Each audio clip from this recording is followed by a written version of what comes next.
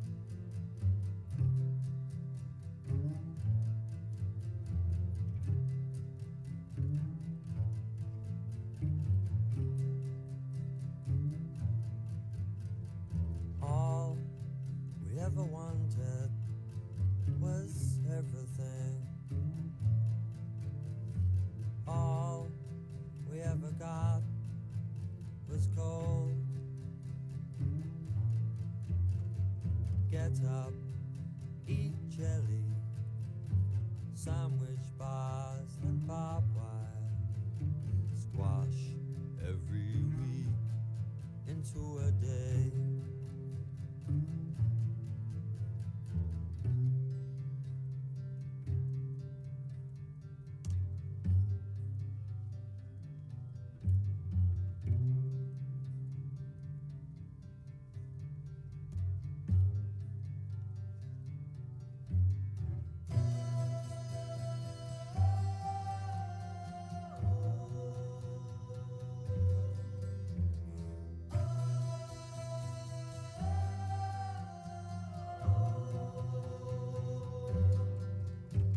The sound of the drum is calling. The sound of the drum has called. Flash of youth, shoot out of darkness. Factory town.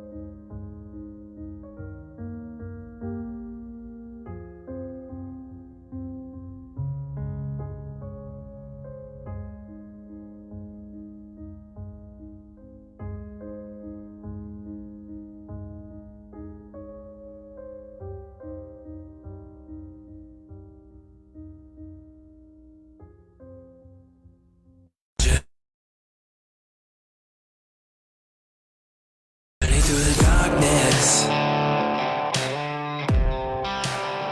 through the deepest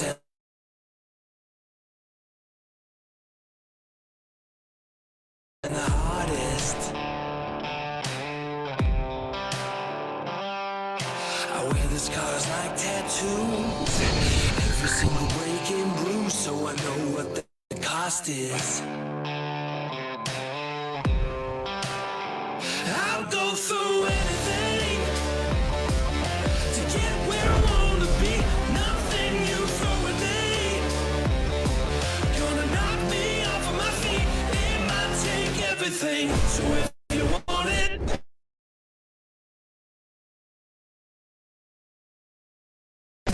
you gotta be ready to play, 'cause I'll go through anything,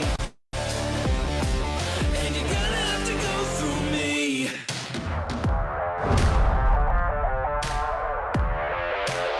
You walk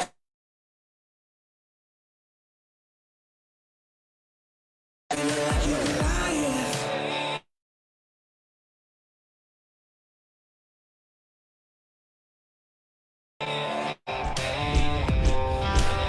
But do you really wanna try it?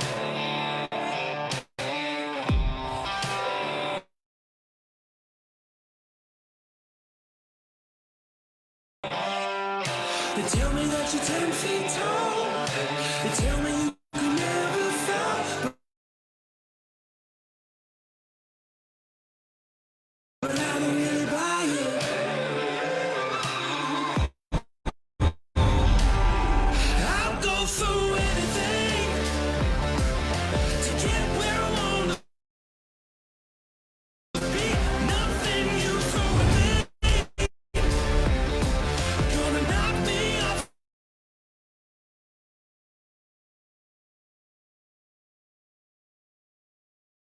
my feet. It might take everything. So if you want it, you gotta be ready to play. 'Cause I'll go through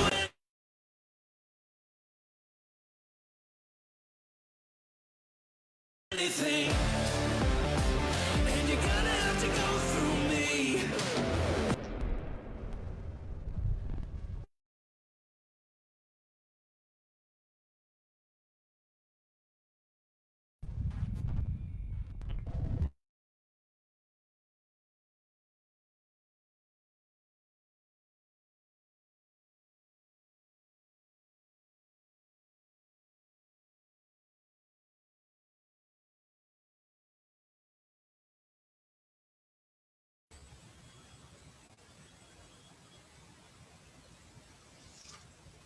Hi, very good afternoon all. I'm your host today, Stephen Poon from Asia Pacific University of Technology and Innovation. It's an honor to hosting this event. Very good afternoon again. We have a special guest today on the webinar. Yes, Wei Lung is how I call him. We had a long chat. We had a long chat last week, which is trying to understand how he work out the things of what he did in the past and also for the last 20 years, and also managed to go through some of the work which is he has posted on his website. And also in the meantime, I realized that a lot of work actually is surrounding us nowadays. He is the mastermind behind it, so that's the reason it was quite a surprise for me. And we had a good chat, and then we become a bit more closer to each other. And there's the things. One thing I discovered that those are the product he designed. He has a different type of the philosophical stance. What I found out from him, he has very strong in the into the cultural aspect. So I can, and also he has indicated the way how he approaches design is more towards the culture driven. So I think we call this a culture driven design. It's absolutely is his philosophical stance. A majority of the works actually explore how culture can be used as a source of the product innovation within the context, and it has been observed actually that Wei Lung, as a designer, able to encode cultural human factors and to the same extent as cognitive and the physical ones. This is how I discovered that. And also, based on my observation and how he approached with the design context, it should be embedded in the user culture as it is seen as a mirror and an agent of the change within the society, according to him. Wei Lung works show how designer can integrate social cultural factors by conscious design effort rather than incidentally in order to produce, innovate, pleasurable, and culturally sensitive product. So this is most of the work I observed that, and also done by him. To set the scene, I think I like to bring everybody through what actually he is actually, and how great the work, what he has done. Wei Lung, in fact, is a co-founder of the Y Studio, and a renowned San Francisco-based product design and research company with the expertise in human robot interaction and user experience for artificial intelligence, Internet of Things, virtual reality, augmented reality, and the most cutting-edge tech of tomorrow. And Wei Lung himself came to which is United States when he was 29. He was born, actually raised in Malaysia, but immigrated from Canada. His entire life was spent doodling and drawing anything that comes to mind. He went to industry design because It was his really passion and never looked back at that time. And he went out to Silicon Valley all because this was the place and where all the product produced and are born as well. He looked at he took an internship from there, but when and the company went under he was forced into the entrepreneurship, and Y Studio was born, according to my understanding. And now he ran his company out his house, so he consistently had employees in his house developing and creating products for his customer. And more than 20 years of the success, Wai Lung and his team offer innovation in graphic interface and product design, with extensive experience working with the China-based businesses as well. Of course, there's a lot of things he will share more, especially his collaboration with China, probably. And of course, he will showcase from the work what he has done from the beginning until today. Wai Lung's work has earned his numerous international design awards, like the Good Design Award, IDEA Award, and IF Award, and also Red Dot Award. His design have been exhibited at numerous museums, including the Sonos Soft wireless speaker house in the Henry Ford Museum Permanent Collection in Dearborn, Michigan. For your information, Wai Lung is extremely talented. I found out that and saw he could use his talent through entrepreneurship. Probably, yes, he will share with you by today. Y Studio has been running for 20 years now and still driving and blossoming. So thanks for joining us. Wai Lung, probably you can tell us the story about what brought you to this specific career path. Wai Lung. Hello, everybody. Can you see me? I can't see myself, so I'm not sure. I can see you. Okay, great. Good afternoon, I guess good morning in some places, good evening in some other places, and thank you for coming to this webinar. I really appreciate your time. And thank you so much to Minds and ITD for hosting it and inviting me to this webinar. Yes, as Stephen was saying, I actually grew up in Malaysia and somehow meandered my way through Singapore and then Canada and then California. And, you know, I keep moving west, and now it seems like I keep moving west until I hit back where I came from again. So today I'm going to share with you some of the work I've been working on, and prefaced by walking you through some of the places I stopped by on the way to San Francisco. So before I do so, let me try to launch and share screen, and let me know if it works for you guys. Okay, you should be able to see this, correct? Yeah. Can you see the main screen, guys? Let me know. Yeah, it's good. I can see you. Okay. Do you see the main screen, or do you see the next slides and stuff like that? Just the main screen, correct? I see the next slide as well. Oh, okay. Then I just swap screen. Then let me swap it. Here we go. Main screen, correct? It looks good now. Okay, great. All right. So I'm titling this Silicon Island to Silicon Valley, with a side trip actually to Silicon Valley North, which is Ottawa, Canada. And then nowadays, like I said, onwards to Silicon Delta, which is in Shenzhen, China. These days, we operated from a warehouse, a 4,000 square feet warehouse in San Francisco, in an area called the Mission District. Like Stephen says, we are celebrating our 20th anniversary running this crazy show. Of course, because of the pandemic, we are not able to work in the warehouse and working from home instead. But you know, just want to show you, this is the playground that we would typically work in. The kind of work that we have been working on runs very wide, I would say. And we do a lot of consumer research, looking into trends, looking into the market, and then looking into the social cultural aspects of a human condition. And then from there, we tease out information and data to drive our design.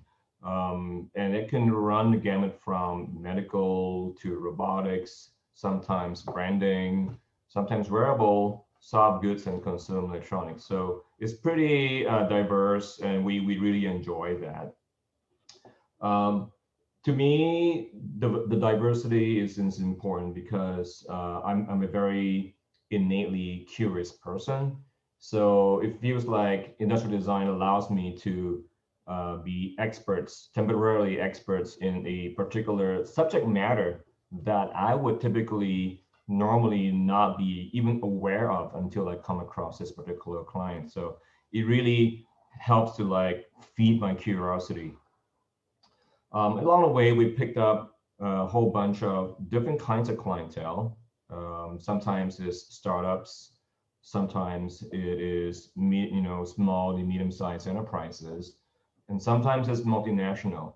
And the way we are engaged with them can be anything from startups. They have an idea, but they have no idea how to get it all the way to market. So we will bring a team together, me and other partners in to bring into production. Or sometimes, like a multinational, they would already have a design team, and but they need external input for inspiration or refreshing, or to bring in some inspiration, or augment their knowledge base. And we worked through a few years of this, and I've come upon, like Stephen mentioned, a kind of a philosophy, right? It is also partially due to my background. Like, for example, I've always been and still is a minority wherever I go. I was a Chinese in Malaysia, a member of the minority. And then, of course, Singapore is the only instance where majority is Chinese. But then there was only for 4 years. And then I moved to Canada, again, minority and outsider. So I've adopted this kind of a lens to look out into the world and observe, and then using my observation, then turn it around to input on the design. So when I say culture, I really mean, the belief and the customs of a particular group, like a user group, right? Or place, a location where a product is used, or a time where, there's a certain place and time for a particular thing to be used for an extended period of time. And the culture then tells a story, and then the story then drives the design, is how we see it. And for design, because we are an industrial design company, that means that whatever we design has to be manufactured and replicated, sometimes 10 times, sometimes hundreds, thousands, or 100,000 sometimes.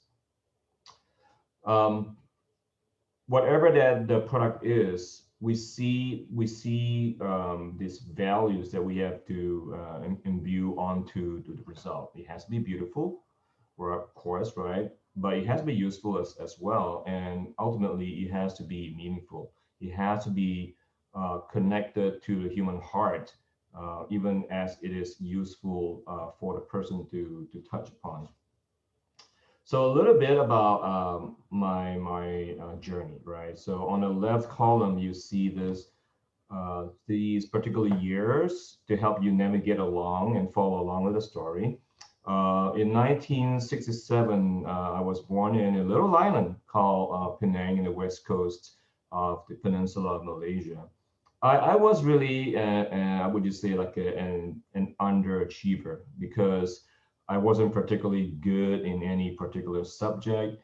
And in my secondary schooling, there's a lot of pressure, right? When you are in Asia, I'm sure a lot of you are familiar. There's a lot of pressure from your parents, from your peers, from society to improve yourself. and to get into professions that are deemed to be a good profession that will guarantee you a good future. You know, the typical engineer, law, accountancy, and so on. I did not feel like I fitted into any of those slots because I wasn't particularly interested or good at any of those things, other than the fact that I think my English was a little bit better than my peers, and only because my parents were both teachers and they went to English language schools and therefore spoke English at home, and my mom encouraged us to read a lot of English books. Um, and then on the other hand, my creativity was uh, have a little bit of oversized right brain, I would say, right? You know, first day of kindergarten, I was my teachers told my parents, "Oh, your kid is a dreamer," you know, whatever that means, and that already sets a tone as to what I am and who I am. Um, but be that as it may, I made it a point to finally go and find myself, and went to enroll into a design college in Singapore called LaSalle. That was in 1988. And originally, I actually enrolled to learn graphic design because that's all I know. And I do doodling. I like to see ads. I like logos, and I thought, wow, this is probably what I can do. So I packed my one suitcase and then moved down to Singapore and then lived with my relative and then took a bus to school every day, right? And then during the first year, I discovered something. I discovered that there's this particular program called industrial design where people were sketching out products, right? And then you see them make models. So what you were sketching in two-dimension all of a sudden became a three-dimensional product. And to me, that was like, oh my God, this is exciting. What is this thing called, right? What do you do with it? So I love the aspect of 2D design to 3D design, but really I did not really know the actual value of what this does until much later, right? So it is around this time, my mother was also planning to emigrate to Canada because she remarried a Canadian. So while I was still in school, I was already like plotting my next move, right? Which is like moving to Canada eventually at some point when my mom settles down with my sister. Then during that, I also stumbled upon a freelance job at a company called Ideas Industrial Design, and it is a company that actually spun out from Hong Kong. And back then, the Singapore government, I think it's the Trade Development Board, was encouraging and putting a lot of funding into design. So they invited a lot of design firms to set up studios in Singapore. There was Frog Design and so on. And the Hong Kong company set up a company called Ideas. And they were looking for freelancers from my school. I went to the coin operated phone booth in the ground floor of my school and called in and arranged for an interview. I went down to see them, and lo and behold, they offered me like a freelance position, which means that I went to school sometimes and then put a few hours here and there. Um, and then one fine day, my boss, so this is Pedro Lobo on the left of this picture here, he said to me, "Look, I know you're planning to emigrate to Canada. Why don't you do the following? I need full-time staff. Why don't you just quit school, forget about LaSalle, right? You work with me for about a year and a bit, and use that portfolio, professional portfolio, to go back to university again, if that's your plan." So I thought, I was really taken aback, like, wow, I never actually thought of that, but let me think about that. So I went back to my college and asked my lecturer. It's like, Pedro offered me this thing. It's very strange. I don't know what to think. What do you think I should do? And then, Anna, my lecturer said, you should do that because we can only teach you so much. LaSalle was only like 3 to 4 years old as a design school, and it's still trying to find its way back then, right? It's not the massive building that you see in Singapore. It was actually a decrepit building that took over. It was a primary school that they took over to run the school, and the professors were really young and not very experienced. So she said you should take this offer and then move on to Singapore, as Pedro was telling you to do. So I did that. So I quit LaSalle and worked there at Ideas full time, which turned out to be about a year and a half experience. So just imagine, this young guy, right, who did not finish school and were entrusted to do a lot of things, right, including be in full contact with a client designing their product based on the little knowledge I knew. But I winged it, and thank goodness it worked out.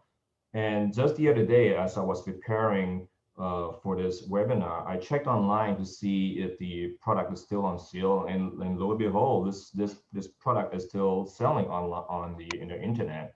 So I designed this sometime around 1990 for a company called UTech Cybernetics. It's based in Singapore, and it is a series of pH meters, right? You insert the rod into a solution and then use the UI UX to operate the device.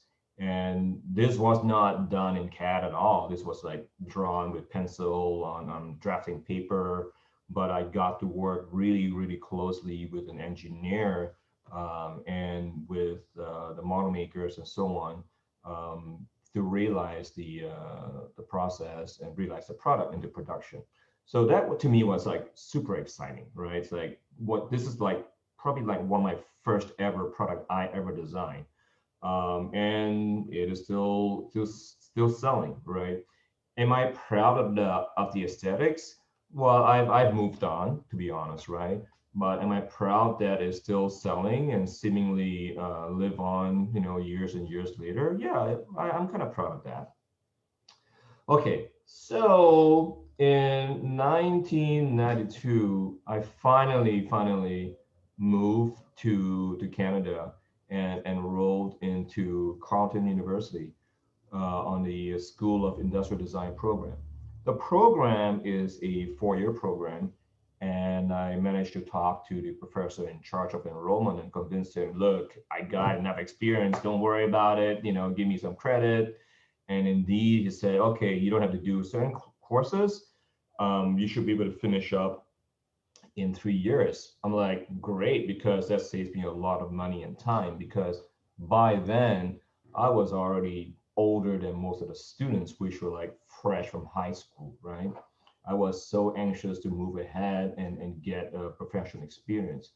Now, Canada, to me, of course, it was a culture shock, but because I was already conversant in English, albeit with weird accents, it helped me move around and get big friends with a lot of people, which I still hold very close to my heart, and I'm still very much in touch with back in Canada. Along the way, in sometime in 1994, I found an internship with Northern Telecom, or shortened to Nortel. So Ottawa is still the Silicon Valley North. There's a lot of technology there. Some of you might be familiar with the brand called the app called CorelDRAW, which was a competitor to Adobe, right? That started out in Ottawa. Mitel, Newbridge, Alcatel, and so on, they all have departments there. So I was lucky enough to be placed in a group that designed the Meridian series of telephones. And to this day, you can still see it in some certain places, right? It was deployed for business telephones, but I would go to a grocery store called Safeway in this area. I would see them using this phone at a cash, for example. Um, so gathered a lot of experience designing products, and again, barely out of school, not really experienced if you look at my credentials, right? But I did it anyway. And I actually dropped out from Carlton again, to work at Nortel for about a year and a half because I wanted to experience. I wanted to make some money to pay myself through school, right? Um, but by then, I was actually already planning my next move. I actually secured another internship in California because back then, when you were looking at design magazines, you would see a lot of like mentions and ads from design company when and it is always mentioning this mystical place called Palo Alto, right? And so I took a trip out there and lined up interviews during my school years and secured an internship. And I arranged for me to be flying out there after I graduated in 96. So I did exactly that. Right after I graduated, I did not even bother with going back for convocation or whatnot. It's just like pack my suitcase, pack my bicycle, my mountain bike in a box, and moved out to Palo Alto area. So so let me slow down a little bit and explain what is going on with regards to what you see Cafe Bombay.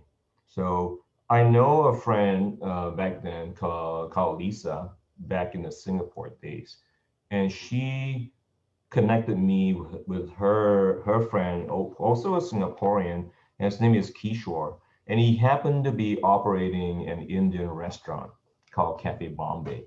So when I called him up and say, "Hey, Kishore, I'm going to be, getting an internship maybe for 3 months in 1990, summer of 1996. Do you know of any place I can just crash at? I don't care where it is. It's just only 3 months, right?" So he said, where is your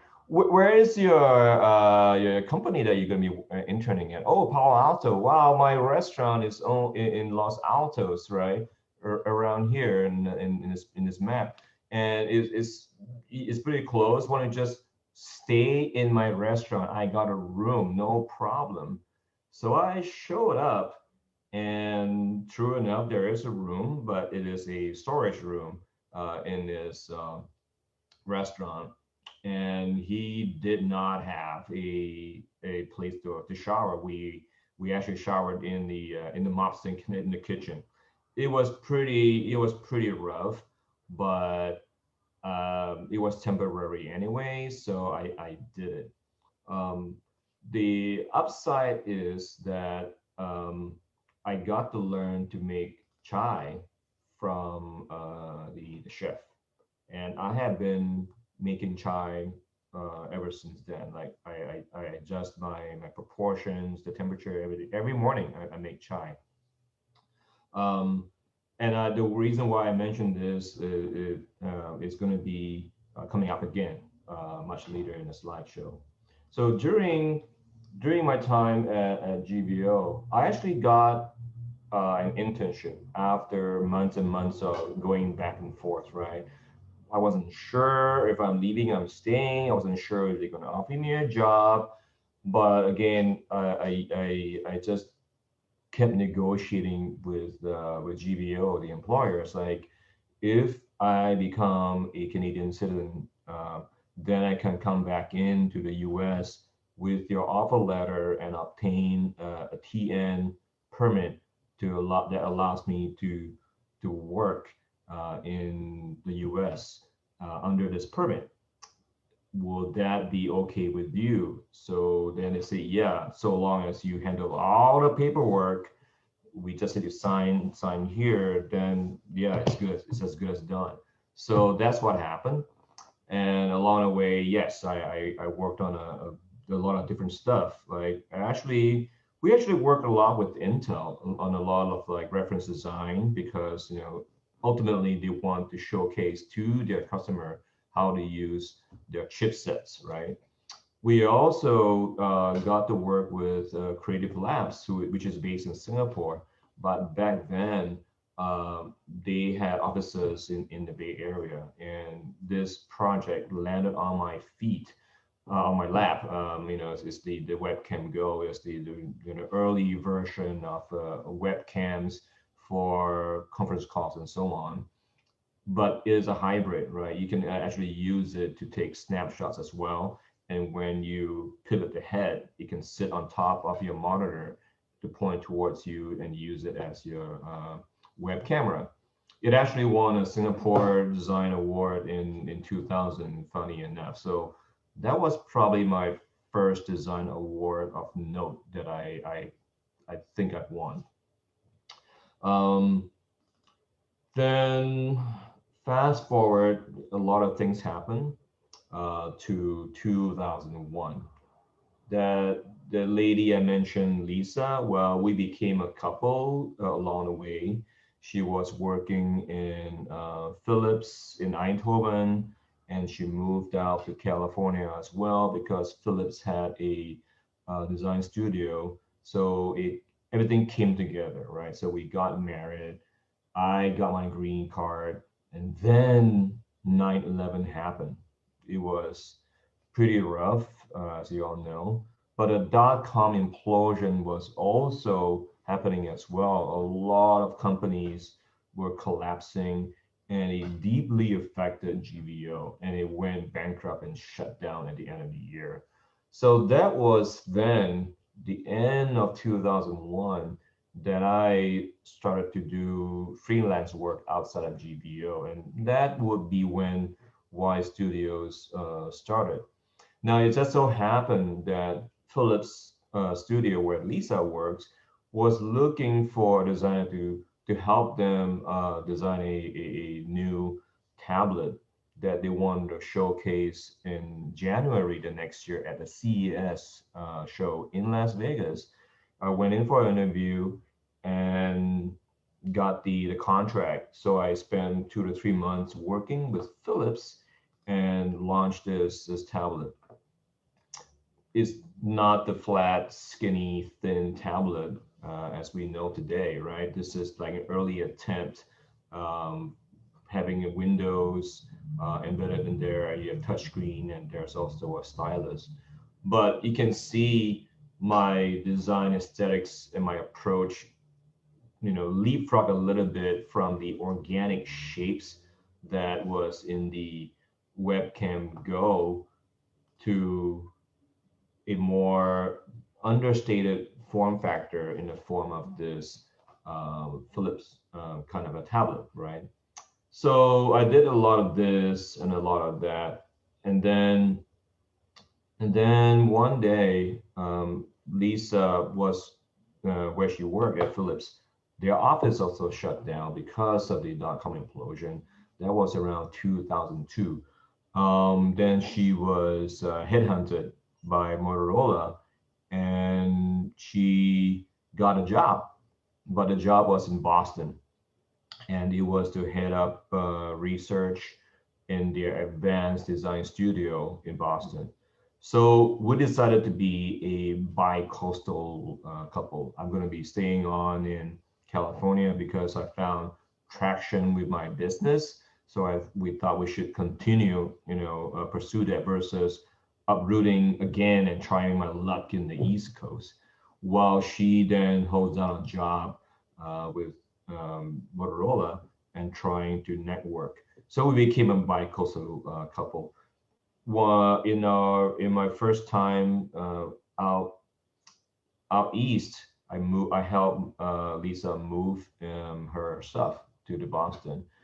we actually then met up with her old colleague. Her name is Mieko Kusano. Mieko used to work at Philips, and she back then just joined this mysterious startup. We weren't sure what it is. We had dinner. We were exchanging information like, what are you up to? What I am up to. Lo and behold, they were looking for an industrial designer for this mysterious thing that they're working on. And this is said, well, why don't you come in and show me your portfolio, and we'll talk through. Maybe you could be a good fit, right? So I did that. And then she said, well, okay, my boss, the CEO, John McFarlane, is going to be coming in next week. Will you still be around? I'm like, I think I'm going to be around. I'm going to stick around and talk, right? So I did that. So, one interview after another for many months. I did that meetings after meetings on both coasts, and I finally landed a project. And the company turned out to be, as you know today, Sonos, right? So this is one of the first product that I designed, which is a digital amplifier that you still would connect a speaker to, and then you control it with the controller. And basically, you use this device to stream your MP3 music throughout your household. So it is digital music to the house, what the iPod is to the outside world. What is interesting also is we found a way to make a functional piece of hardware to be a cosmetic piece as well. And by that, I mean this silver thing is aluminum. It's extruded aluminum. So it is actually a heat sink, but we made it into a cosmetic part as well so that it becomes the external enclosure. You can see all these features on the inside. Well, these are connected to the high heat components on the inside to leach out the heat from the inside out. How it works back then is that you have to connect speakers to the zone player, as it was called, plug in the power, and then you plug in to the router. Oh, sorry, to the router, right? And then CDs, right? You have to install the software, and then for every room that you want music, you would have the zone player. It wasn't until much later that it became a company that sold amplified speakers that is wireless. And then one day, after we were almost finished with the project, Mieko called me up and said, "Hey, you're from Malaysia, right? Have you heard of a town called Penang?" I'm like, "You mean Penang, right?" Yeah, Penang, whatever. Why do you ask? And she said, well, it's because we are hiring a contract manufacturer, and this thing is going to be manufactured in Penang, my hometown. I was like flabbergasted.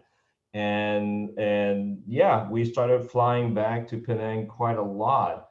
And just to put it in context, right, it's this little dot in the ocean next to the peninsula in Malaysia. This is Bayan Baru, where the factory was located.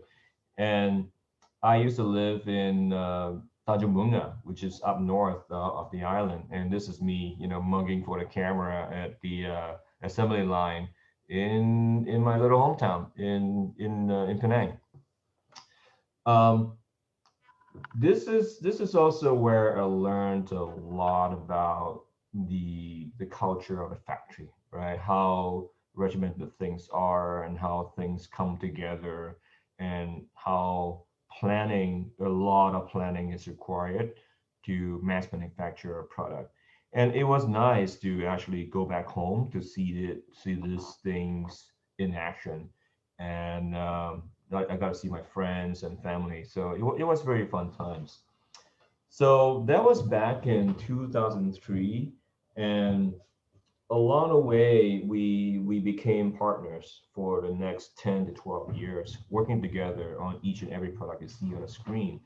The whole list from the first zone play, which is then called Connect M, to the next version, to the controller, to then yes, the connected speakers, the Play 5, Play 3, and Play 1, and so on. Then we picked up a lot of awards along the way. So I think this is when my design thinking, my aesthetic sense evolved, because I set out to design things that are timeless, and I didn't want to have too many details, too many elements on design. I was really, really driven by simplicity, but with a twist, so that when you look at it, is visually quite pleasing, right? And it also has very nice functionality to the design. For example, when it was time for Sonos to come up with a subwoofer, which they call Sub, very unique name. The pressure was on to Sonos to prove to the world that they can indeed deliver speakers, right? Remember, they went from an amplifier company into a speaker company. The entire world was watching them to see them fall, right? So the engineering must be really solid, and the sound quality must be really solid, and of course the design must be really solid, because it doesn't work by itself. It works with the other speakers in the household to add bass and depth to the music that you're enjoying. So we came up with this design by not doing what everybody else does, but doing some deep research into what we want to imbue onto a subwoofer. And we came up with the idea of introducing a configuration that allows you to display the speaker proudly showing the slot in the middle, or you can turn it and just show the slim side of it. And you can actually put it underneath your sofa or cabinet, and it will still work equally well. This was designed, I think, released in like 2005, and yeah, it's still in production. I'm very, very proud of that. It is now in a permanent collection in the Henry Ford Museum. Another product that we're very happy with is the Play One, right? This was the cheapest speaker, like $200 US. That is pretty much like a Trojan horse, right? You buy this, you like it so much that you want to buy another one, or you want to add more speakers to your household, and before you know it, you have an whole ecosystem of having Sonos speakers of every type in your entire household. And we did some interesting stuff. For example, we designed a custom power connector that goes to the bottom of the speaker, such that it is very low profile, and you don't see any protrusion coming out from the back.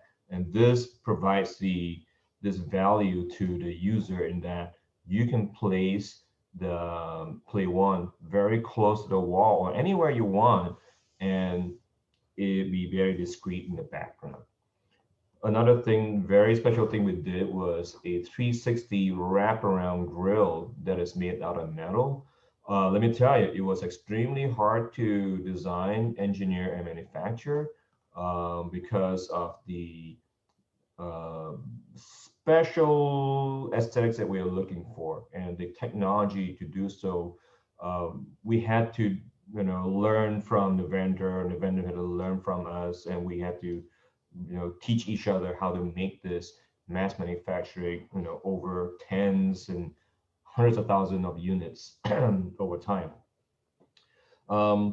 We also, in 2015, we also worked on the limited edition versions of the Sonos, like the Blue Note, which is the Blue Note record celebrating their 75th anniversary alongside Sonos. This is gradient blue, the dark blue version that we did.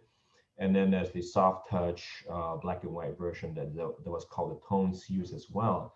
Um, I would like to think that the design was so well done that the Sonos design team currently is still holding on to that form factor and just changing the top to have capacitive touch as well as microphone array for voice control that is so common these days. And then if you are as lucky as I am, you get ripped off not by one, but by two companies. One is a Xiaomi, the Mi smart speakers. You can see the wraparound grill that they're using. And then there's this Mogul Pro portable projector, which is also another Chinese company using the same design, knocking it off to make it into a projector. And they actually won more design awards than the Play One did, funny enough. Also, Sonos is where I was going to China quite a bit. I learned a heck of a lot about materials, processes, and standard operating procedure. Like what I design has an impact on how it's assembled in China. So it made me very aware of our impact on manufacturing from that point on. Okay, the next one is going to be quite interesting. So I happened to come across a interesting client. So, but let me explain the history a little bit first. So Adi Dassler is the Adi and Rudolf Dassler were the founders of Adidas, and some of you would know the story. Rudolf, they had a fallout, and Rudolf went out on his own and created the brand Puma, and then Adi stayed on and with Adidas. Then it became a very important brand, and the legacy lived on in Horst Dassler. This is his son, and he ran Adidas for a bit. Then Horst has a son called Adi Dassler Jr. And Adi Dassler Jr. actually ended up in California because he went to college, and then he stayed on. And I think he probably wanted to have like his own legacy. So he started out his own brand called AD1. Now, I've never met Adi myself. I've only met the CEO running the company, as well as the sales director in charge of sales and marketing. Um, Personally, I felt that this logo is pretty bad, but it was beyond my control, and I wish there was a chance for me to design it. I don't know who did it, but it was pretty god awful. Long story short, by the time I got in touch with AD1, they were actually doing skateboarding shoes. Now, speaking about cultural driven design, and this is why to me it's important, because a lot of the products that you have seen and that you will see later on are things that I have absolutely zero experience in. Like I haven't skateboarded before.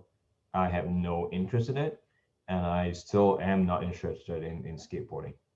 But it is the aesthetic sensibility I can bring to the table. And I told him up front, like, look, I had never done shoes.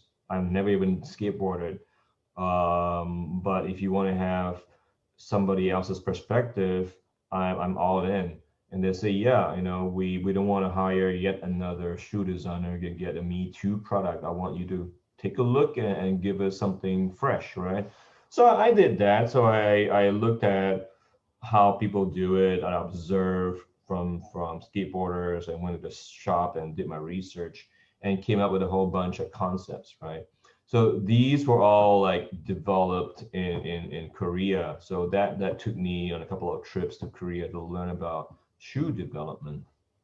And the CEO, Steve Sanguinetti was his name. Steve he was happy with the result, right? And he saw something in me, I guess, that he introduced me to the founder of the brand called Keen Footwear, which also happened to be based in the Bay Area.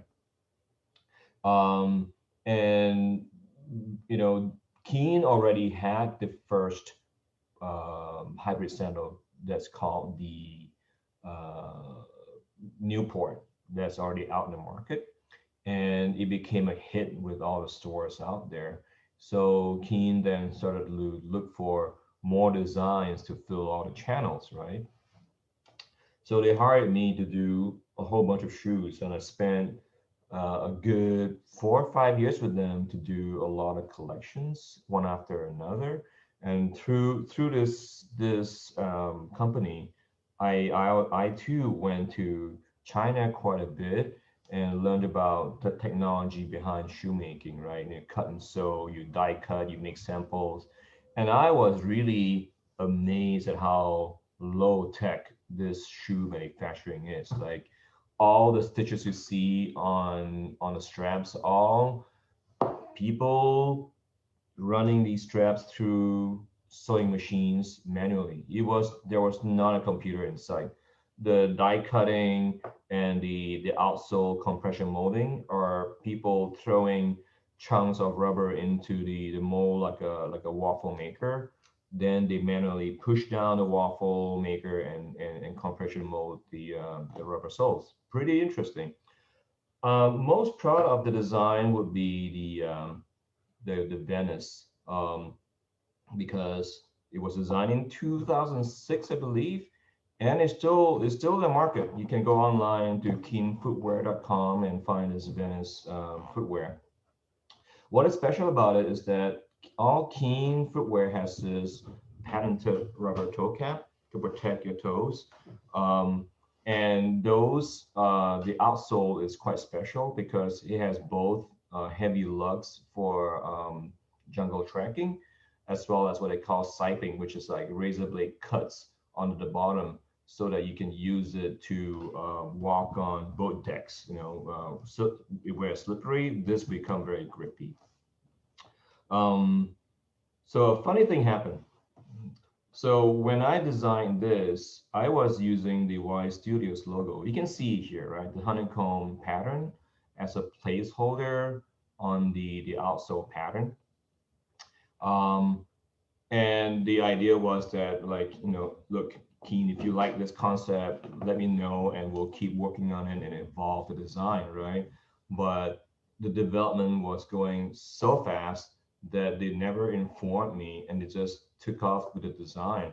And today, this is what I saw online just the other day. They are still using the same pattern. My Y Studios logo is still on it. So meaning my logo gets slapped on by a lot of people around the world.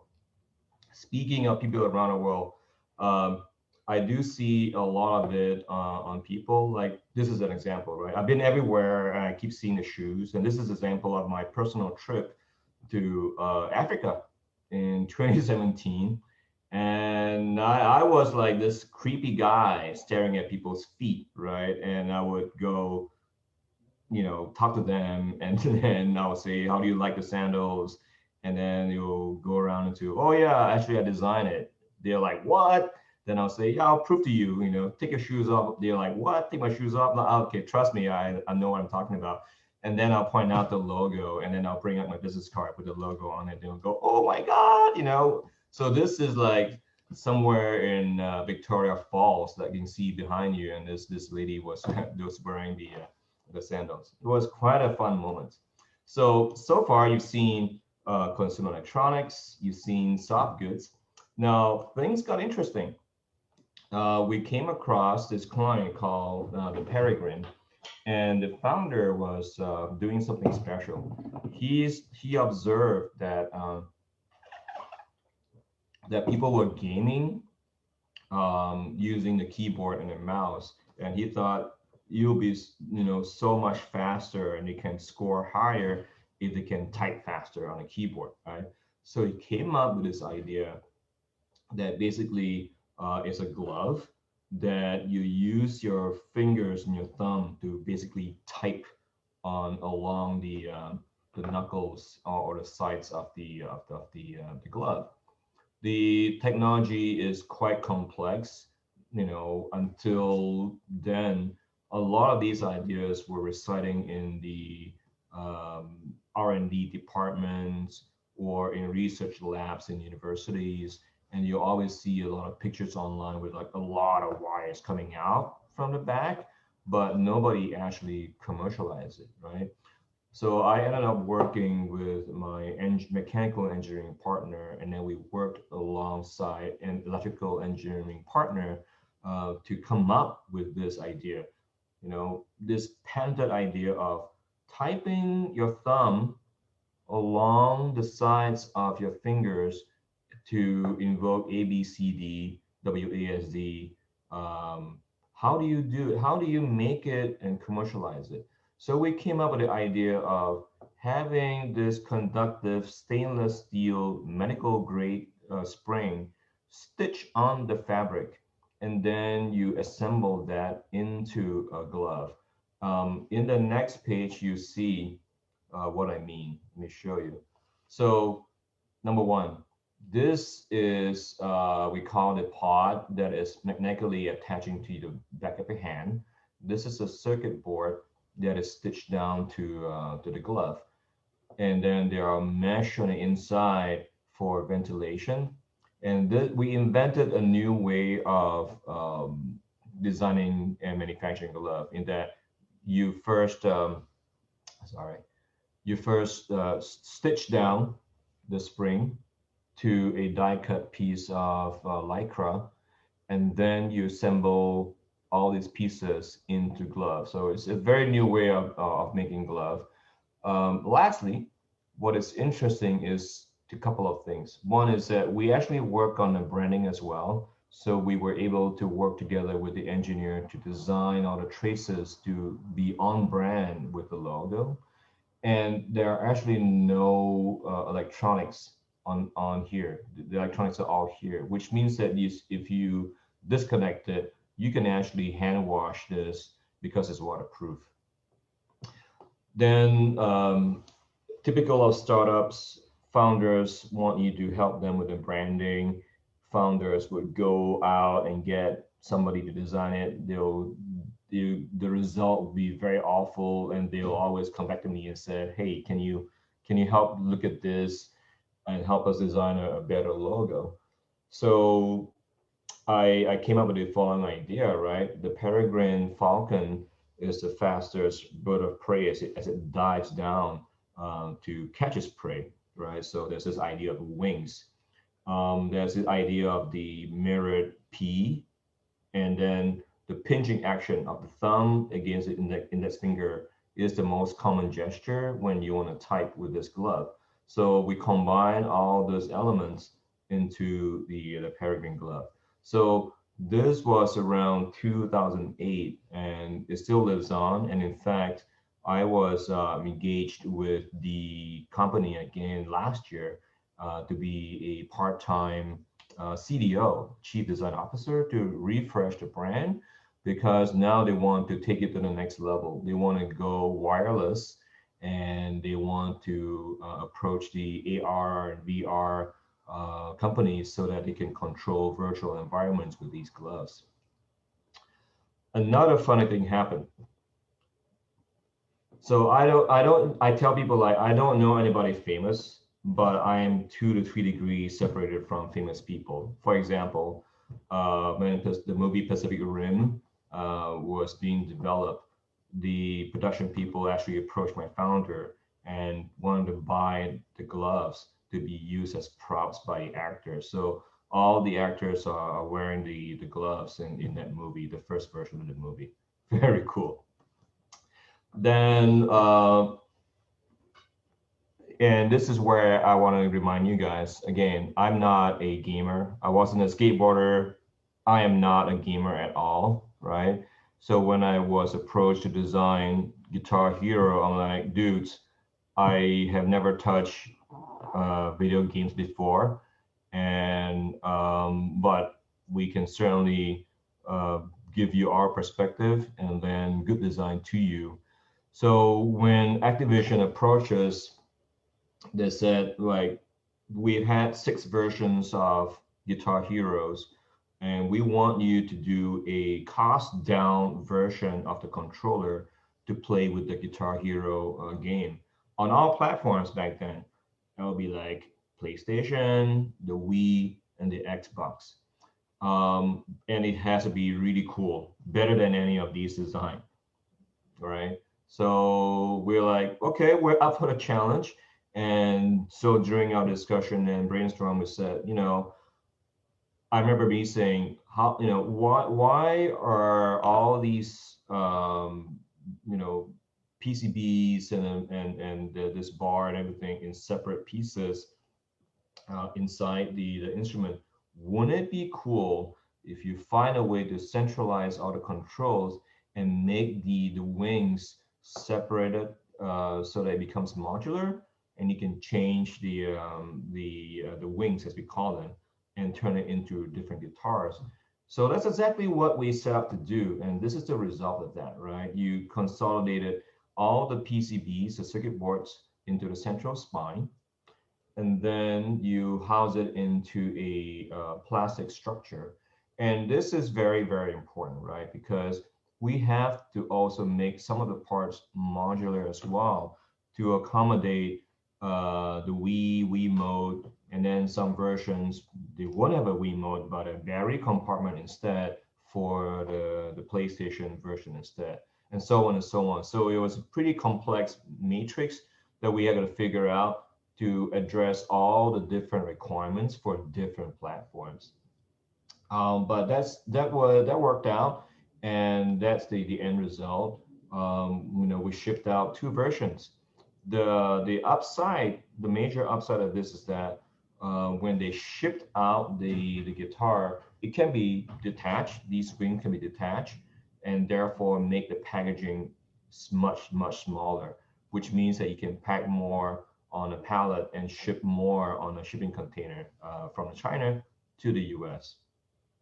Okay, so not bad. We're halfway point right now. So let me speed up a little bit and tell you the next story. So, as I said, I grew up in Penang, and I had a friend. Her name is June, and we got to know each other in our teenage years. And this is a photo I dug up. Photos I brought all the way from Penang through Canada to California. Feeling pretty nostalgic, and found this photo. This is taken probably when we were like 16 or 17 years old, some years before I moved to Singapore. So why is it important? Because June got married to Oliver, and Oliver is also from Penang. He is Chinese, with a Chinese father with a Swiss mother, and he ended up being the CEO of a company called Prosek, all the way in Zurich, Switzerland. And over the years, I got to know June. I knew June, but I got to know Oliver better. We became good friends. And he has always been saying, you've been doing interesting stuff with Sonos. I would like you to come in and help us design our product, but I need to work on my team first to convince. I need to work on my bosses, the shareholders, to convince them it is worth redesigning the product. Because this is what happened, right? Prosek was formed in the 1950s. They haven't had any design strategy at all. They acquired companies, they adopted a new design, and then when a product is going to be released, they will hire one design company, and then the next one, they will hire another one, and then 50 years later, you see this design spread all over the place, and there is no unified theme, there's no unified brand, and it's very hard to market, and it's very confusing for the end user, right? So that was the mandate, like, help us bring it all together, help us create a new language, and help us evolve our company into a global one, where we design in California with your knowledge, and the technology in Switzerland to release to the world. Okay, what is Prosek, you might be asking? Prosek specialty is in the NDT category, which is standing for non-destructive technology. Their products are using technologies like eddy currents and radar and ultrasonic to detect flaws, cavities, wires, and pipes on or underneath surfaces, which is why it's non-destructive. You don't break the anything in order to detect it, right? And these things, the production run is pretty low, but the price is very, very high. So they make good money on uh, sales of like a couple of thousand per year. That will be a good year because its prices is very, very good. But you can see the design is all over the map. The colors, materials, and finishes is just really a hot mess. So the first thing we did was to design the brain. They call it the platform, where all the other instruments that you saw before will be connected to this platform. And this is the place where we introduce some design elements that you can see repeated onto the other products. Things like this tapered look to indicate the ergonomics of it, things like dark colors, and then only highlight with the turquoise color versus using turquoise on the entire product to make it more subtle, will be in the language. Then after that, we also designed the UI screens that goes on to the screens on the platform. And after that, we continue working on all the other family. So this is a I think, to detect cracks and flaws on concrete surfaces. This is used to find cavities and pipes beneath surfaces. And then this was designed in actually a couple of years ago. Yes, they are still our client after all these years. This is a new generation of glass meter, which are used in a lot of industries, like corporations like probably Amazon and Apple will be the staff will be using it to check for the gloss level of the enclosures of the products in production. Automotive companies will be using it to check on the gloss of the paint job on the body and so on. It's the most compact glass meter out there, and the body is machined from a block of aluminum, so it feels really nice and solid in your hand. 2015 got interesting for us. This is when we got in contact with Silicon Delta in the Pearl River Delta Shenzhen area. So the company actually is called Sun Valley Tech. They have offices in Shenzhen and also in California, near in a town called Fremont, close to San Francisco. What they do is they sell consumer electronic products online, mainly on Amazon actually, and not in China. And they sell a whole lot of them, and they make billions of dollars of revenue from that through their sub brands called, Rap Power, Tautronic, and Hutu. And these are the kind of products that they would sell. You can see there is no consistency at all. It's all over the map. Some of them are what you call an ODM. It's designed by the factory. They just rebadge it and put it on Amazon. But they realized that it became a crazy game to lower your price and sell the heck out of it to make good margins. Now they make really good money, but they are starting to realize that having a brand and having a unique design of the brand is starting to be important, because this is what happened, right? One example, if you look for a desk lamp on Amazon, you might find this. This is their brand, Tautronics. But then next to it would be two other lamps exactly looking alike, because it is from the same factory, but different branded. And what happens? You'd be like looking at prices instead, right, to buy it. You're not looking at the design or the brand anymore. And that's what's happening. So they have to be exhaustively chasing the margins each and every day.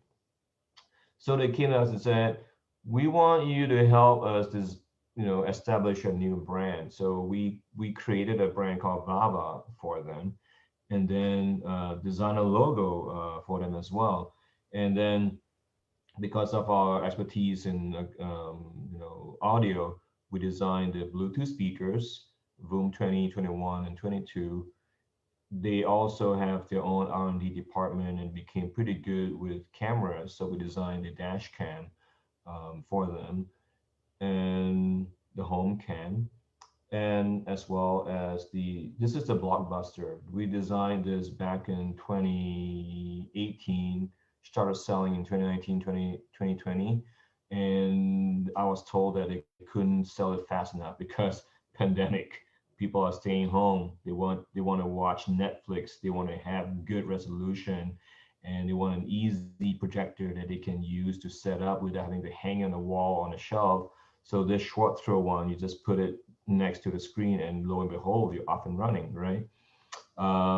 So yeah, it became a very successful product for them, and they have come to realize, yes, branding and having your own design is good because then you can charge a premium price above a competitor and compete pretty well with it. So this is sold at $3,000, and the competitor is a big corporation like LG, which is also 3 grand, but they're outselling LG. They actually launched on Indiegogo, and they actually got $2 million funding back in 2019. Pretty well done. Okay, next. I mentioned chai before, and this is the reason why, right? I got really obsessive with it, and I'm like a drug pusher, right? I make it for my friend, and then they'll fall in love with it, and when they do, they will ask me, how do you make it? Then I will say, because I'm a designer, I designed this diagram and send this to them, and say, do it this way, buy this tea, and do it this way, right? So side story, this is what I found out only a few years ago. We've heard the term tea and we've heard the term cha. Why is it like that? Well, it turns out, and this is, research to death, and there are a lot of theories, but this is a consistent one, whereby they used to tea came from China, right? All the tea you drank, the red, green, white, black, it is all Camellia sinensis, all derived from China. And when they were trading back in the days, it depends on where you trade it with. If you're trading with China from the ports in the Fujian province, they will be speaking the Minnan dialect, and they will call tea there. Because of that, it then evolved into tea in the places which traded with the Fujian province. If, however, you were purchasing it by land through the Silk Road, the predominant dialect or the language back then would be Mandarin, which you call it cha. And therefore, people who traded with mainland then would call it che, chai, and so on. It is mind blowing. I was like, what? Anyway, side story, but very interesting. So when I came upon this particular client who was still prototyping and fundraising, his name is Gaurav Chawla. He's based in San Mateo down in California. A mutual contact told me, hey, I heard Gaurav give a talk at a meetup about this chai making idea. I think you should talk to him. So he connected me. So I reached out to Gaurav and told him my entire story. I come from Penang. I stayed at a restaurant. I learned to make chai. I'm obsessed with it. We should meet if you're Italian, blah, blah, blah, blah, blah, blah, blah. He's like, okay, I'm gonna meet you. We met up, we hit it off. And then he said, well, I'm not ready yet because I'm still fundraising. 6 months later, he came back and he said, I'm ready, let's go. So we got together and figured out the architecture of the chai making, because nobody has done it before, right? So we got to figure out where to put the water, where to house the tea, how do you make the chai, where do you put the milk, because masala chai is water and milk and spices together, right? So we had to work with engineers to figure out, and this is a result of that. We are not putting milk in the chamber because milk will become, will gunk up the plumbing, right? So we separate it out into a separate carafe, heat it at the same time that the water and the tea is being heated, and then you're controlling it either with the control on product, or of course, on your app through Bluetooth. The sourcing of the tea is also important, right? The spices will come from Kerala, and then the tea itself will be from Darjeeling and Assam, blended together and then packaged in India using all the spices you see below. And the way you would do it is you set the settings, you crush the caps of tea, which would dispense into the chamber, and you just press go. The idea is that you can brew tea in 3 minutes, as opposed to on a stovetop. If you are like me, crazy obsessive, you can take anything between 5 to 10 to 15 minutes. And God forbid, if you're not watching the pot, it spills over, your milk will spill over and crust up the stove, and there'll be a lot of cleanup, right? So this is very convenient for people who love chai. Another observation is eventually Gaurav would want to sell it to India, but he wants to get established in the US first, because the perception in India is still foreign brands will be better than brands in India. So this is how he's going to approach it. Funny enough and interesting enough, if you compare the population of the US with India, the entire population of the US is about 300 million. Just the layer of middle class in India is already 300 million. So quite interesting. We worked on robotics, and this is for Marble, and it is a device, or it's a drone, autonomous drone that delivers groceries from the grocery store to the home. So it is a way to delve into the robotics and the AI world. We worked on the UX, and we worked with the engineers to figure out the prototyping and make it happen. Our criteria was the following: you deliver from grocery store to the user. The drone will be parked on a slope on a cold, rainy day. The recipients may not be speaking English as the first language. Solve the problem, right? So we're going to work through, okay, how do you go about ordering? When it does deliver to the person, how does a person unlock it to access the grocery? How do you make sure that the rain will fall off the top? How do you make sure that it doesn't alienate people when it's trundling around downtown, right? How do you make sure that doesn't get vandalized by people, and so on and so on? So this is the end result that we're pretty proud of. I believe we're nearing the end, so bear with me. This is going back to China. So Little Fish at Home came to me through a mutual contact, whom I knew from my Canada days in Nortel. And the idea was to design a smart display, not for the national market, but for the mainland Chinese market. The first question I asked the founder was, why me? You got plenty of designers mainly in China. And he said, I don't believe, I talked to design firms, and I don't believe I can get good design from them. I know that you've done a lot of products for Sonos. I really like Sonos. I would like you to design this product. So yes, I signed on back in 2017, which is, back then, we already knew that the Amazon Echo Show was already out in the market. You can look at the form, it's very rigid. It doesn't look friendly at all, especially for a device you're going to be putting in the home, in a bedroom and stuff. It just feels very cold to me. Competitors in China were not waking up to the fact of smart display yet. They're still doing smart speakers. So therein lies our opportunity.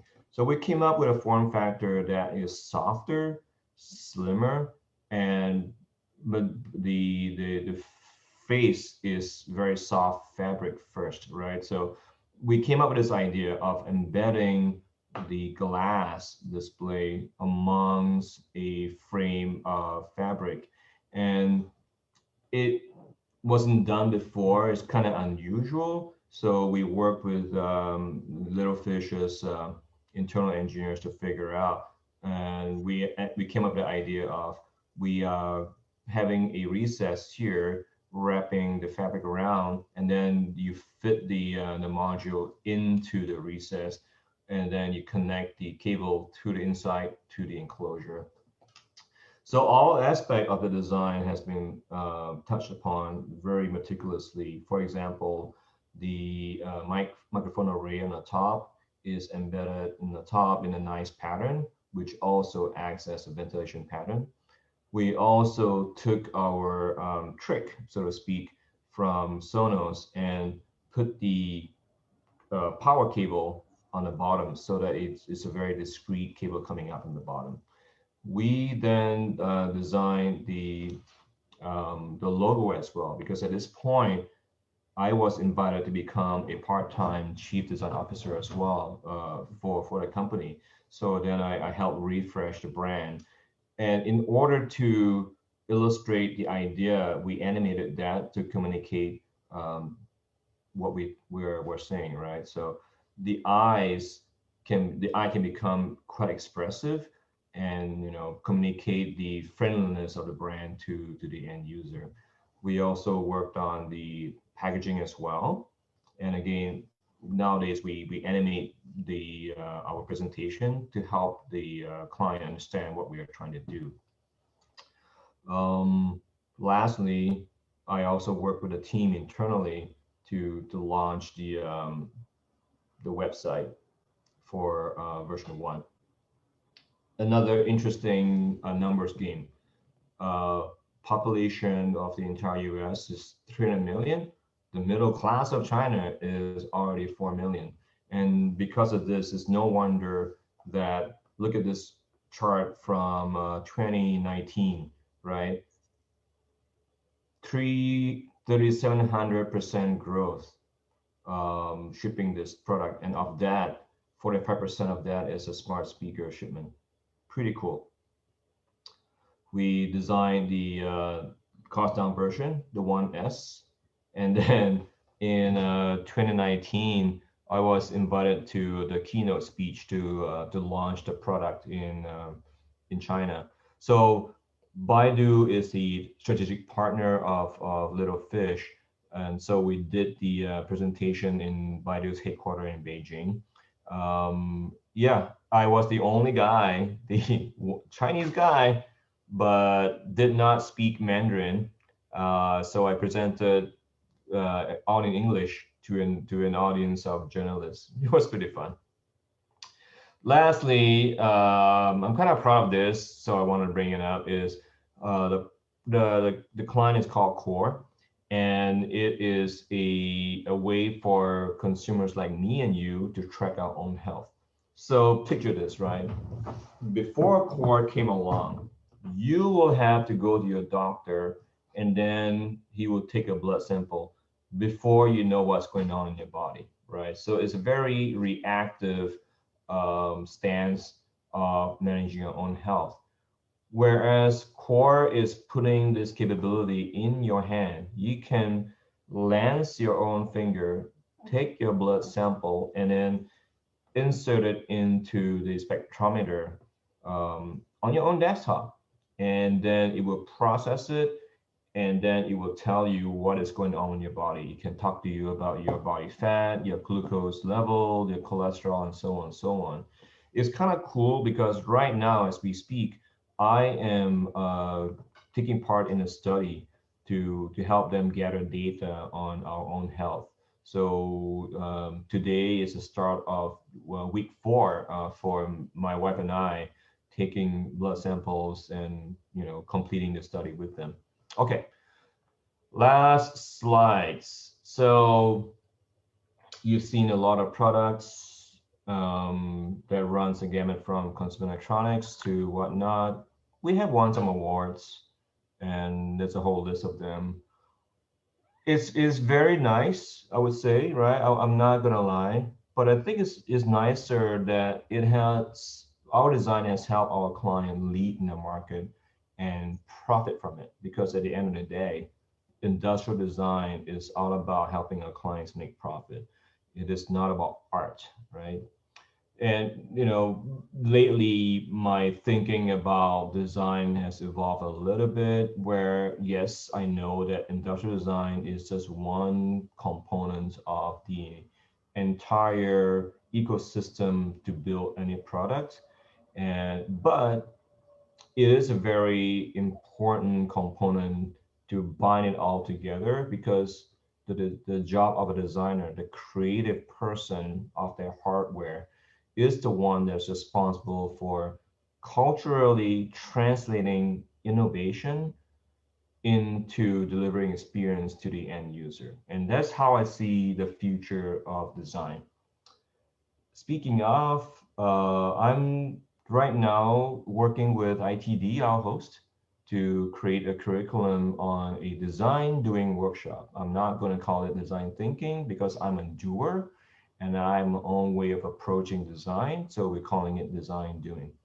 And with that, thank you very much, guys, for sticking with me through this talk.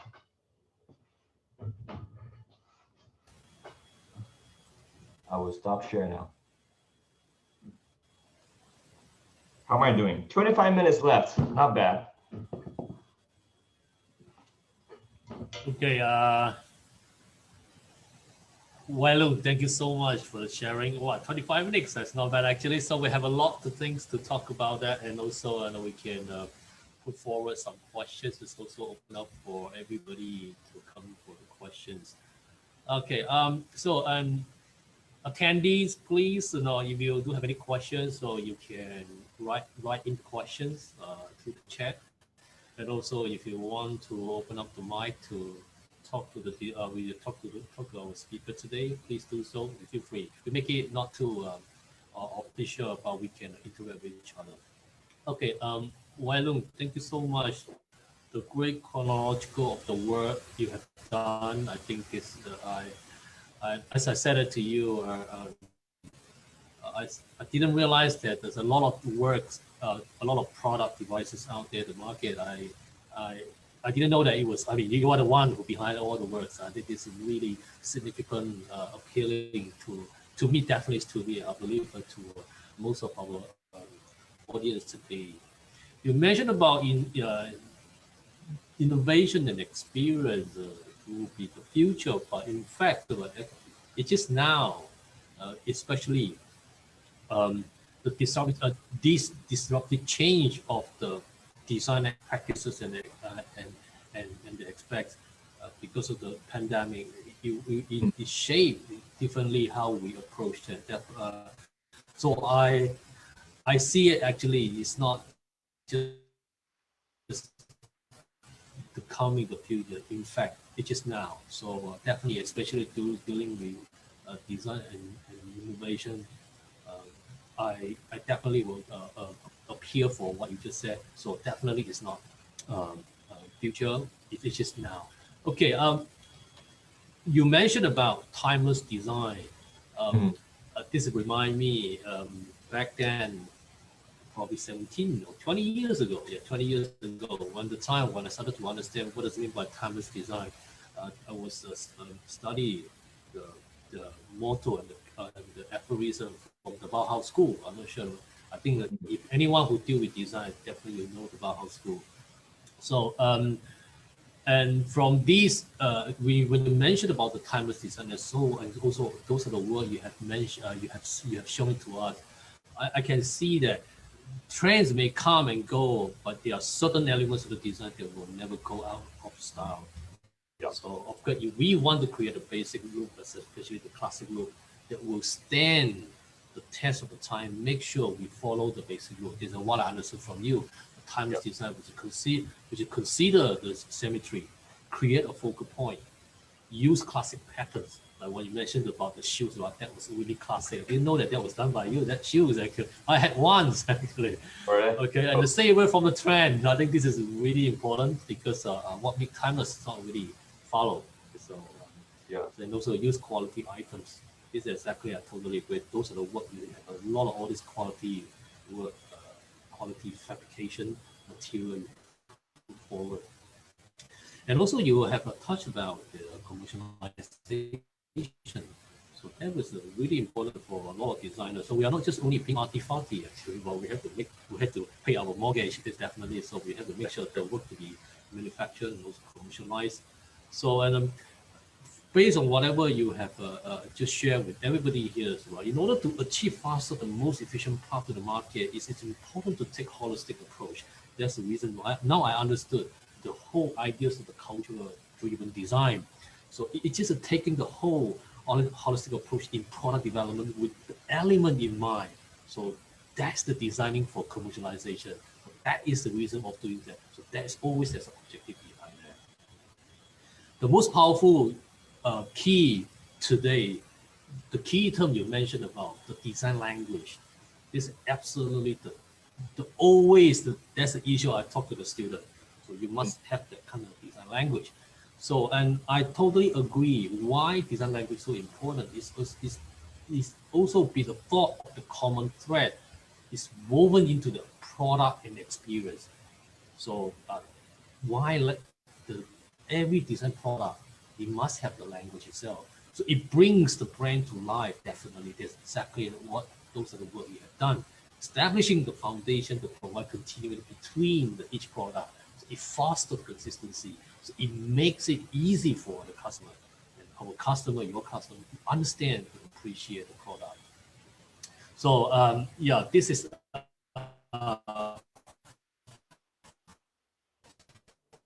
this is how I see that I'm working on any new or exciting project at the moment. Sorry, you skipped out a little bit. What's the question? Yeah, I was asking out of curiosity, are you working on any new or exciting project now? Well, it's a two-part answer, right? I always make the most boring projects fun. So my work is always fun. I get a lot of fun out of it. But yes, I am working on some interesting products that I cannot wait to tell you guys about. But it's still confidential. Last year there are a couple of really cool, three really cool products. One is a therapy light, and then another one is a piece of equipment, and so on. And actually today we just kicked off two new projects. One for a client in Silicon Delta in Shenzhen, and then another one is it's a medical device for a client locally. So pretty exciting. It's very diverse, and our creativity is put to the test every single day. I love that.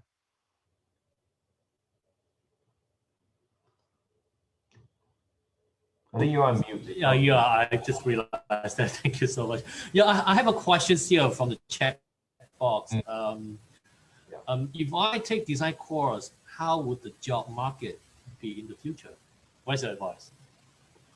Oh boy. I think you have to have some foresight to know what you are interested in and juxtapose that with what the industry is looking for, right? For example, if you are looking to get into high-tech products, but your school curriculum and your professors are only really good at teaching furniture design and houseware design, it will result in a portfolio, which is what we're going to be measuring you up by, full of furniture and houseware. You have not shown any experience in technology products, then why would we consider you, right? Because then it's very hard, however smart a person you are, it is very hard for you to communicate your skill set at that point in time, right? I think observing also from last year's experience, anything that can be digitized should be digitized, if not digitized, yes. So we're doing Zoom, right? We have shown that we can work on physical products through digital means. So we've been using a lot of Zoom, Dropbox, Dropbox Paper, e-drawings and 3D printing each site and so on and so on and so on.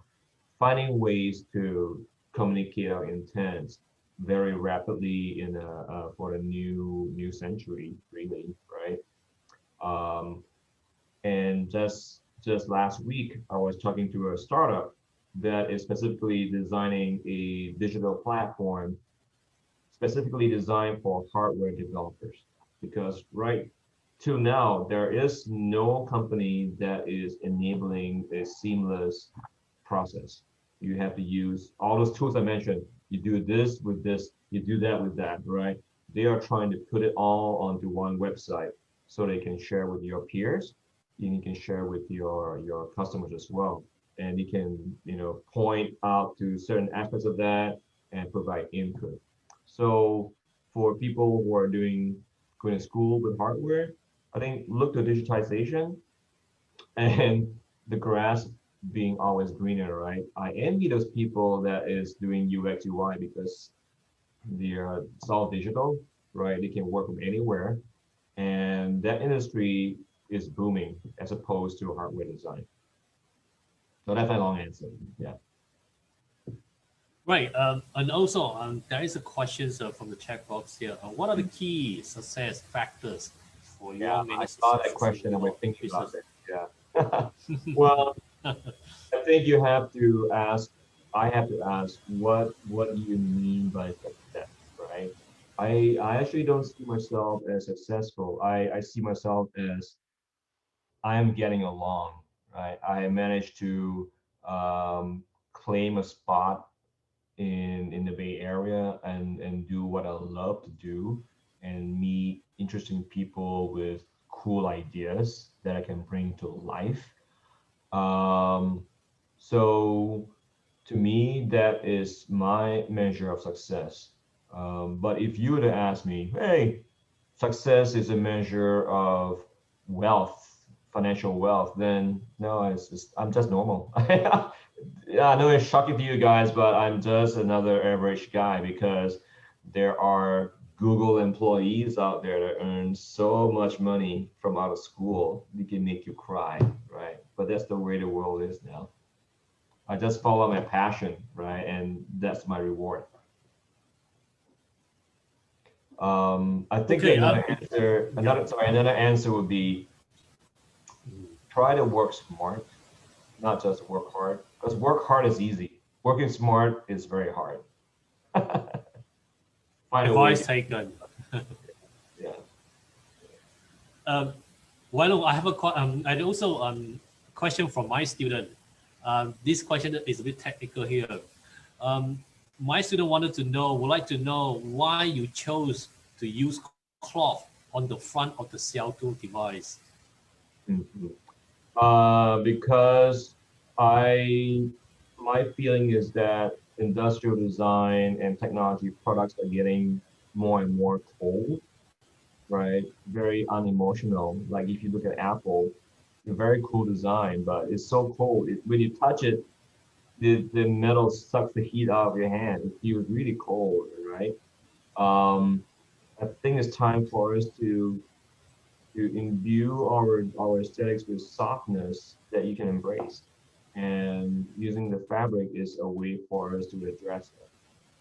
Also, majority of the people in China live in apartments, and their apartments are small, and they could be using this smart speaker in anywhere in the home, right?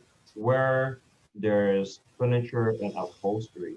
So we want to design something that ties in to your home furnishing and houseware. And to do so, we thought that fabric would be very nice. And it worked out.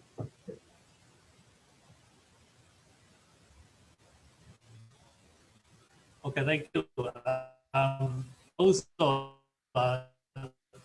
I also receive very Asian type of questions. Okay, also the internet and also probably what's your advice from you. the Asian type of question here, which is how do you see Malaysia industry design sector going into the future for industry design in Malaysia?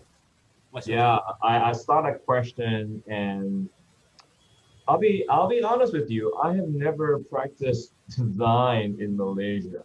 I've only worked in um, one job in Malaysia. I was a waiter in a disco bar. I was a waiter in a restaurant. I was earning 2 ringgit an hour back in the days. That was my only experience, so I cannot speak to what's happening. Again, you have to look into the industry in Malaysia and see what is thriving, and if those kind of hardware that is being innovated on is thriving in Malaysia in order to answer that, right?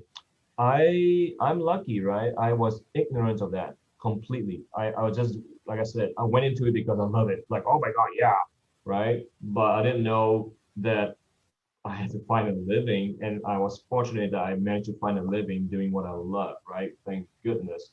But put in the context of Singapore, small island, not very much hardware development, even back in the days, right? Today is a financial hub.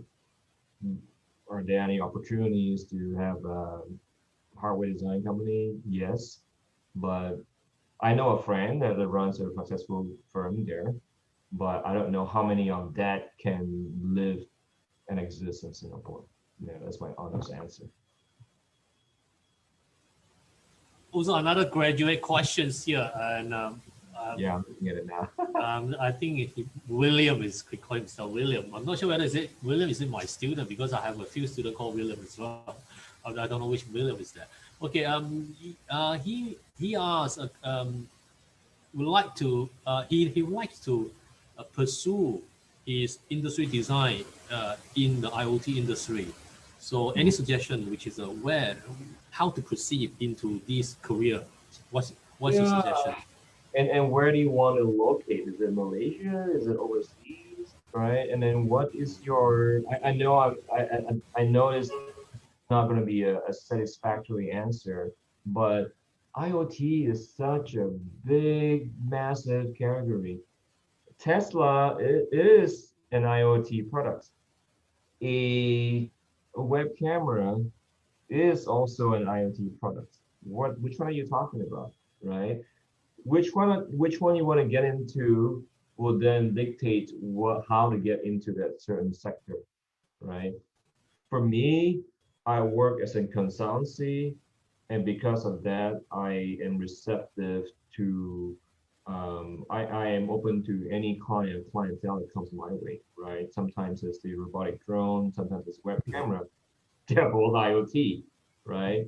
But if you say, hey, I want to get into robotics, I want to get into this sector, then that's a different answer, a different approach, right?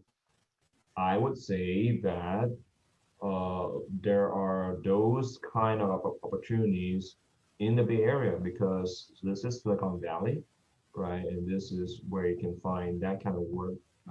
But the honest truth is it easy to get a visa to come to the US to work? It's not so easy, right? It was already hard to get an H-1B professional visa back in my days because there was already your annual quota. Within a few weeks, it would fill up every year, right? And then Trump, God bless Trump, made it into a lottery system. So it got incrementally harder.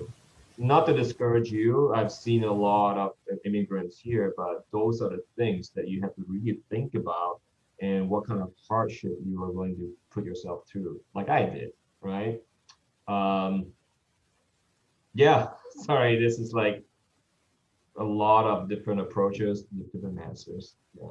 And yes, I was Yes, a waiter. it is. That's Mohar's question. Yes, I was a waiter. I was a bad waiter, but I was a waiter. Well, yeah, when the time when you get when you try to sustain the life, try to work out what are the things that best to be to be appealing to the surrounding. I think that's the only way. That's the only way we can do it. And also, there's a question from Casey here. You mentioned about you have working with a lot of products that is really new to you, and some even you are really not a fan, and exciting too. But how do you work it through and like the process, and how do you overcome the obstacle if you are not familiar with something? Yeah. Well, like I said before, right, I do come across very seemingly mundane and boring products to other people, but I still find it fun to do because I love design, right? So nothing is too mundane for me. Um, and I always find a new approach to solve the same problem. I'm not being arrogant. I hope I don't sound arrogant, but I've never had a problem of creativity, right? I've always found um, inspirations from a lot of different places. I think because it comes from a very healthy curiosity about the world around you, and if you're curious, your mind is always full of things to think about, and you're never short of ideas. Your problem actually is trying to um, pin yourself down, slow yourself down to solve the problem creatively, right? And I always tell people like look across other industries as well to solve this problem. Like don't just look within this category because that's not where your inspiration is going to come from, right? This is what I mean by the smart display. We have never done it before, right? So we seek inspirations from furniture and other things, other objects, right? We looked at the home surrounding. We looked at the culture that inspires how we should be approaching it. Plus, when you hire the right people, like I did, then we are all creative and we're bouncing ideas off each other and we feed off. Right? I use the word riff, right? RFFF. It's like when you play in a band, you're riffing, organically because your guitar is playing this way, so you're playing along the drums this way, and that's how you are then innovating yourself, like to come up with new ideas. Yeah, I totally agree. Inspiration and motivation also, so it has to work along with each other. Is how it responds to the greater, which is success in terms of creativity. I believe none of us are able to achieve success without some help along the way. Is there a particular person who you are grateful towards, who helped get you to where you are today? Yeah, yeah. Sorry, was that a question? Sorry, you cut out a bit. Yeah. None of us are able to achieve success without some help along the way. Is Yeah. there a particular person who you are grateful towards, who helped get you to where you are today? Um, many people, right? I think number one is my parents, right? They saw me suffer, right? And they didn't try to like force me to go into a certain sector. They said, you know, you can do what you want so long as you're happy, right? And then my wife Lisa, right? I met her in Singapore. She was going to Temasek Polytechnic and doing also an ID program, and we met up when we were jointly having a design workshop organized by the German Design Council back in Singapore, and we remained friends, right? And we became a couple when we got married. So she understands the dilemma of a designer where your brain never shuts off, right? I tell people is like design is what wakes me up in the morning, but it also what keeps me up at night as well, right? Um, so yes, she gets mad at my just tunnel vision, and my eyes are not listening to her. My eyes are like wandering, dreaming of something else. But she, being her own designer, she understands what's going on, and she has been extremely supportive of what we are doing. And she actually, yeah, resigned from Motorola in 2005 and came back and together we developed the company, right? There are also many clients that I guess saw something in me that I'm very appreciative of. Like I'm an immigrant to the U.S. and I don't have any alumni that I can tap into in the U.S. because I didn't go to school in the U.S. So a lot of people saw something and gave me, trusted in me, and I in return, being appreciative of the trust, made sure that they are happy clients. And because of that, right, I had 10 plus years of working with Sonos until they hired an internal team, right? I worked many years with Keen, I worked many years with Activision, and so on and so on. Like I have one client that came three times. He was with one company and then he went to another one and hired me back, and then with another one and hired me back. So yeah, those are the people you meet. That is, I'm very thankful for.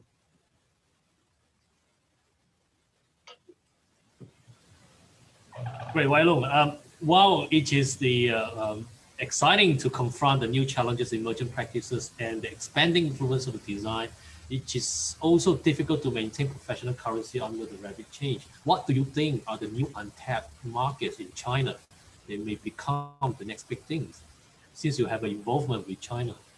Yeah, it's a very interesting question, right? I honestly do not know because I haven't traveled there for a couple of years, right? Thanks to the pandemic and so on. What I know is they come to me with a problem for me to solve. I can help them.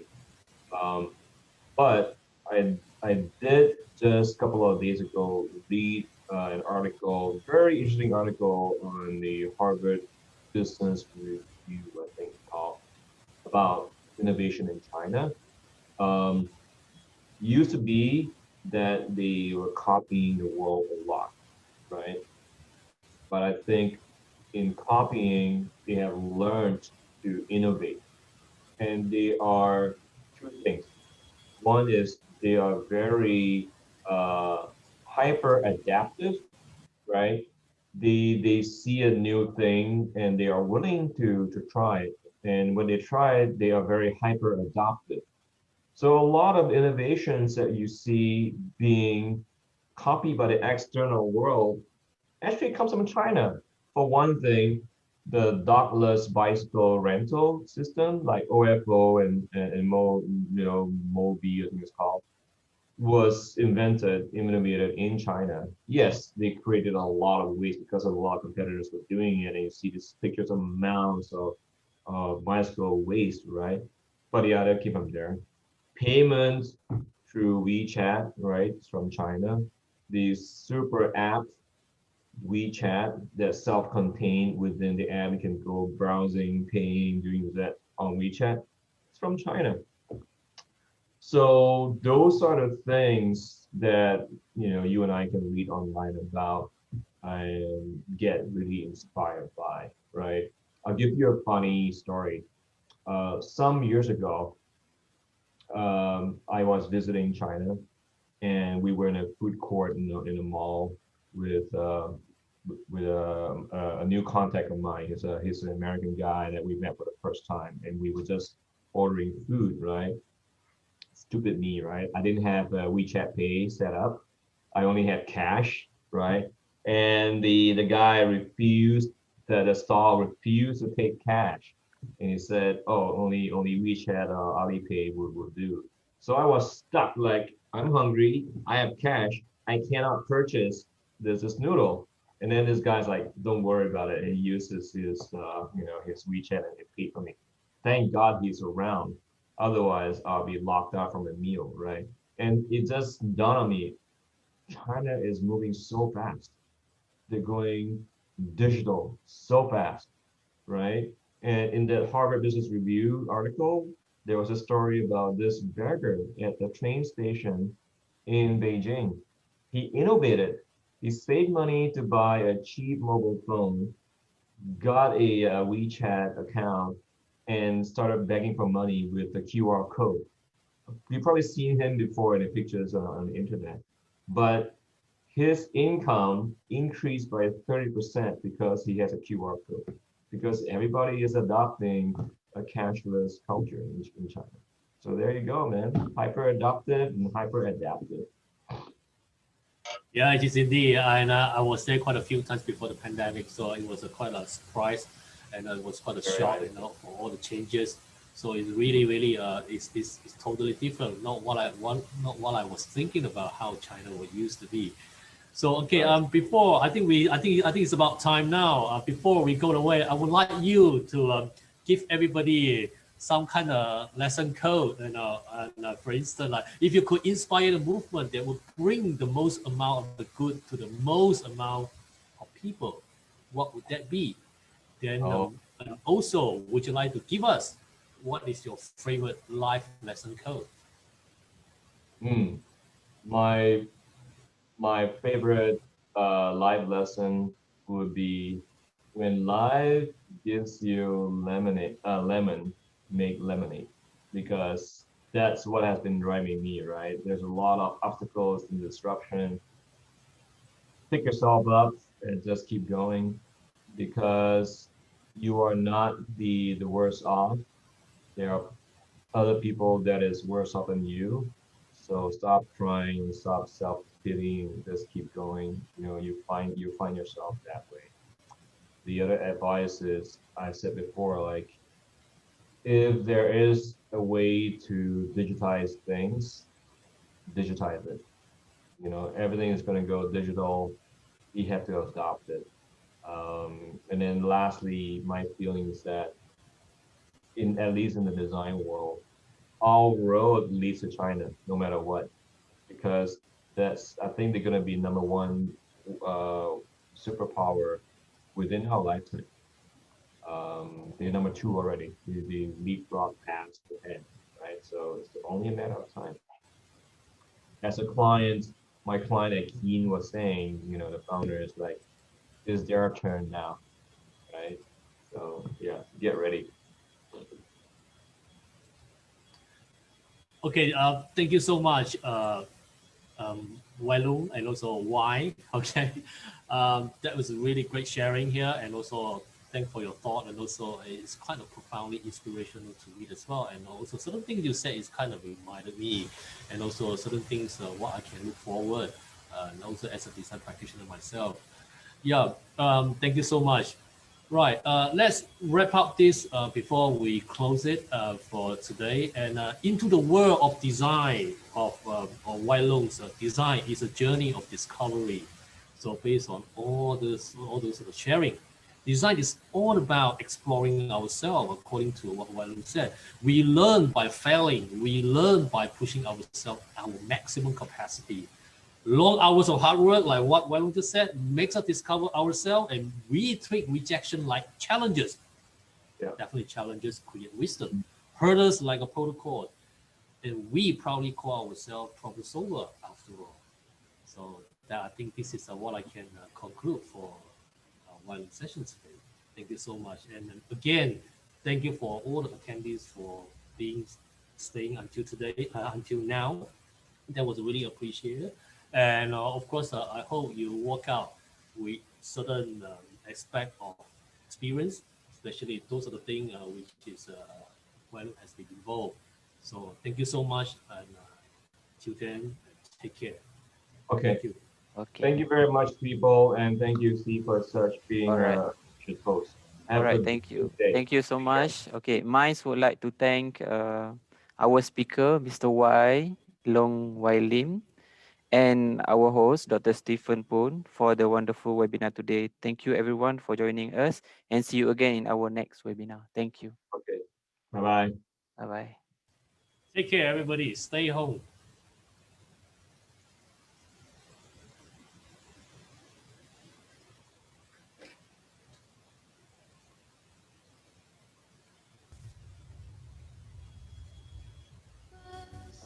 Now you're one of us. It was magic.